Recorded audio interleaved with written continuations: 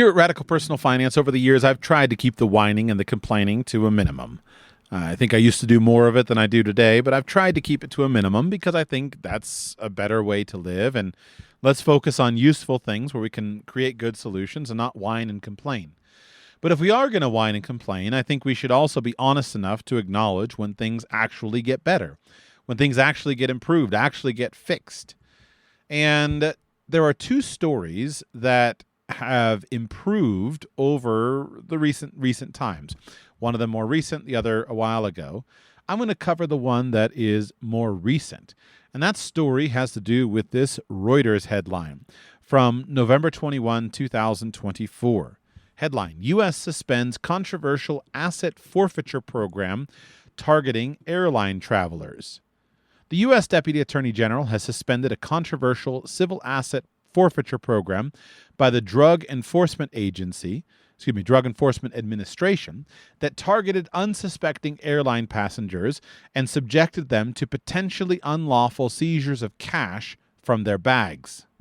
The Justice Department's Inspector General, Michael Horowitz, announced the suspension of the DEA's program by Deputy Attorney General Lisa Monaco in a new report released on Thursday that raised grave concerns about the program and questioned whether some of the searches were conducted legally. Quote, the DEA was not complying with its own policy on consensual encounters conducted at mass transportation facilities, resulting in personnel creating potentially significant operational and legal risks, Horowitz wrote in a memo to Monaco and Ann Milgram, the DEA administrator. Civil asset forfeiture has long been a controversial program that critics argue infringes on people's constitutional rights against unlawful search and seizure. It allows police to search and seize property from people who may be suspected of a crime, even if they are never charged. The proceeds from the seizure are typically split among the law enforcement agencies involved in the search, creating what some argue is a perverse financial incentive for federal, state, and local police departments.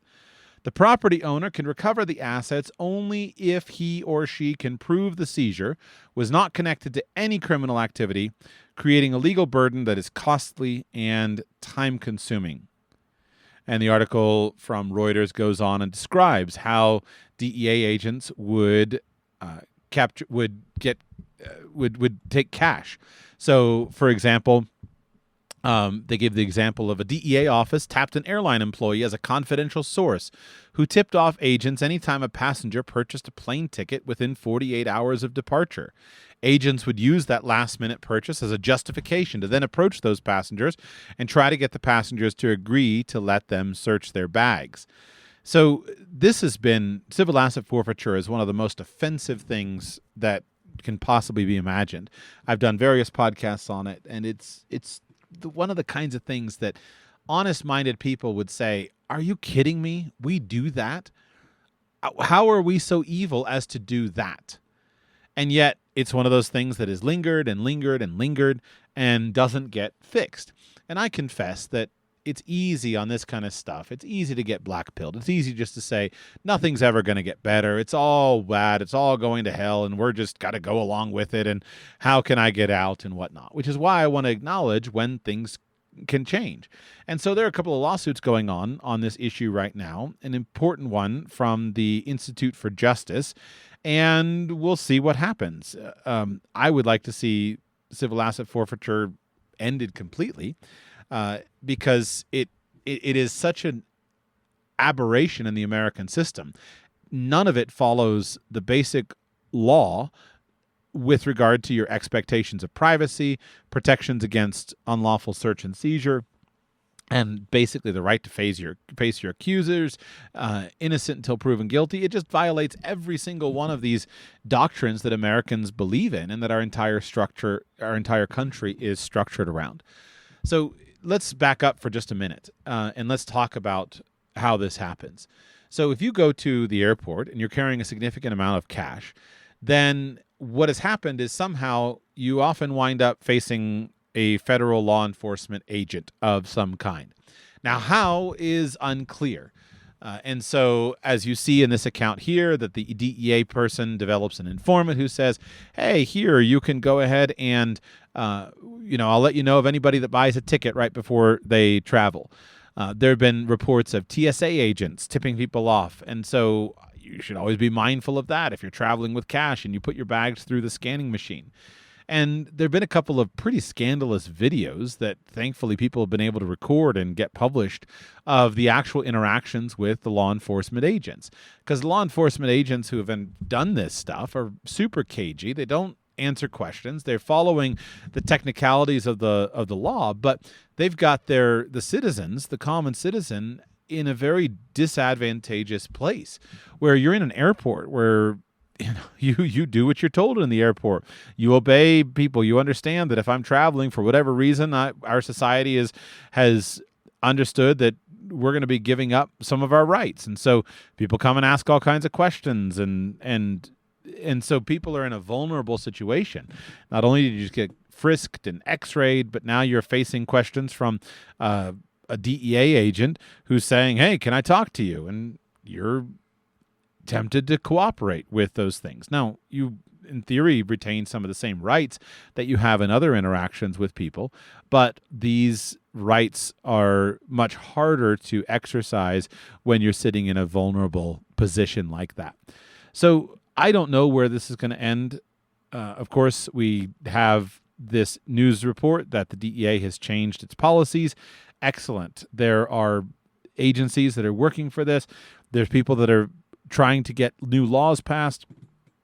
I hope that we can make progress.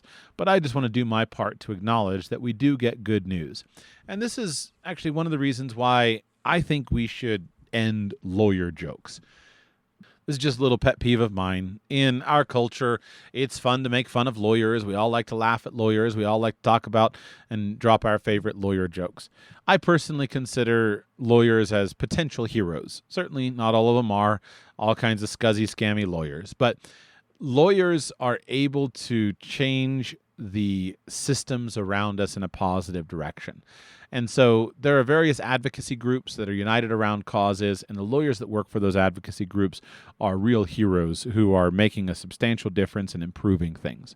So I'll link to the full Reuters case for you to read and to check it out. I think we should celebrate, though, when we start to get things possibly improved.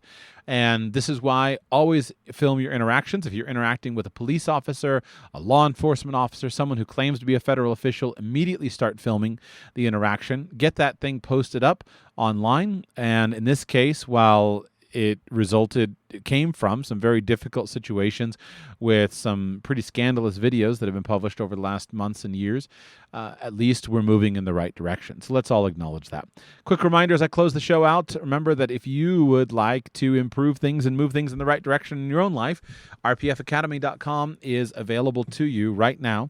We'll be starting our first live class on Saturday. So make sure that if you are interested in making 2025 an absolutely gangbusters year for you, of having building for yourself a complete and comprehensive financial plan starting from nothing, please check out rpfacademy.com. It's going to be a great course. I've been doing hot and heavy with all of the interviews with and coaching calls with all of the course participants, and it's going to be an absolute great year. rpfacademy.com. Go there now. Sign up today so that you can be in for the live classes.